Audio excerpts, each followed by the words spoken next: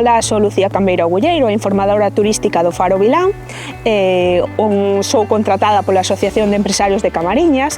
A Asociación de Empresarios leva desde o ano 2012 xestionando este faro. Se queredes, podedes nos acompañar nesta visita.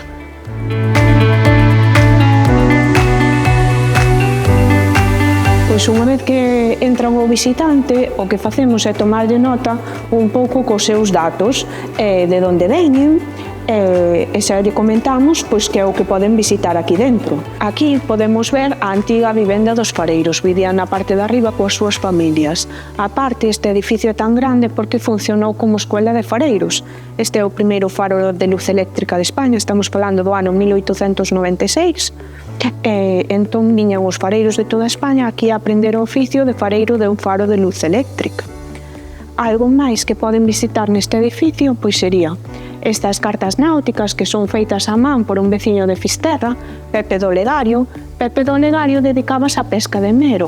O mero sole criarse onde hai pecios, restos de barcos afundidos. A medida que iba encontrando o mero, pois iba catalogando os pecios. A modo de anécdota direi que se pode ver un poquinho de todo, desde barcos pesqueiros hasta submarinos alemáns. Cando veñen as visitas tamén poden ver fotografías da construción do faro. Temos esta, e outra das fotografías máis interesantes sería esta, que son as ruínas do Faro Vello. E aquí podemos ver as pedras do faro antigo, da vivenda, que foron utilizadas para facer o muelle de Camariñas.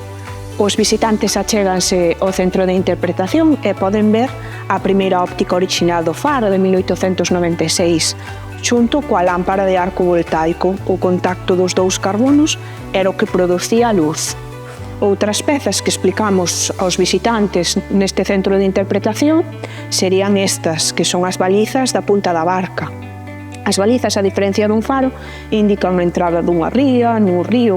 Outra peza estrela que lles gustan moitísimo aos visitantes sería este, que é o electromagneto de doble circuito, que xiraba toda a potencia para producir a enerxía necesaria que se conduciría a través do túnel hasta a torre do faro. E despois, xa por último, a última peza, que o amado da anécdota sempre lle digo que era o WhatsApp da época, que é o sistema que teñen os faros de comunicación entre sí, que é a Radio Faro.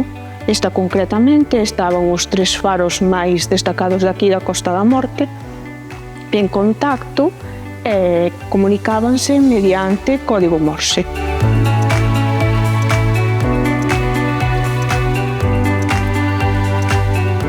Entramos na sala de exposicións, é un dos puntos tamén máis visitados, que é onde temos unha exposición variante cada mes. Ora, concretamente, temos esta en concreto, que é Faros do Mundo, de Luis Felipe Capellín. Unha persoa que nos fai debuxos dos distintos faros que temos polo mundo, desde a Torre de Hércules hasta Faro da Habana, de Xapón, dos Países Baixos. Cada mes a Asociación de Empresarios ponse en contacto con distintos artistas, desde persoas que pintan, fan acuarelas, hasta este concretamente que nos fai bocetos, para poder ter esa exposición itinerante cambiando cada mes desde a temporada de apertura, desde Semana Santa ata novembro, que pechamos as portas de cara ao forte do inverno. Pois unha vez que salimos da sala de exposicións, entramos na sala de audiovisuais. Un dos atractivos que sería perfecto poder subir ao faro, pero como non podemos facelo, desde a Asociación de Empresarios o que fixemos foi un vídeo que nos indica como sería esa subida polas máis de 250 escaleiras que comunica este túnel que temos aquí no edificio coa Torre do Faro.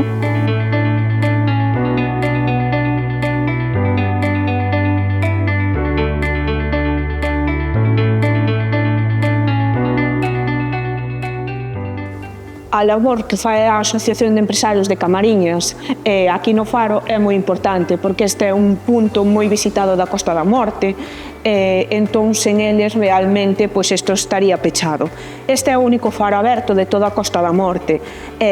A parte das visitas guiadas, tamén damos información turística. temos distintos mapiñas, desde este concretamente, bueno, este é un folleto informativo que fixemos desde a Asociación de Empresarios de Camariñas. Isto sería un mapiña turístico daqui da Costa da Morte. Comentamos os sitios máis relevantes, digamos que pois non facemos unha visita pois a carta, pero sí que lle imos informando dos puntos que teñen para visitar máis destacados de aquí. Esta é unha das labores que fai a Asociación de Empresarios aquí no Faro Vilán. Direivos que estades todos convidados a vir visitalo e a escoitar un poquinho as nosas visitas guiadas.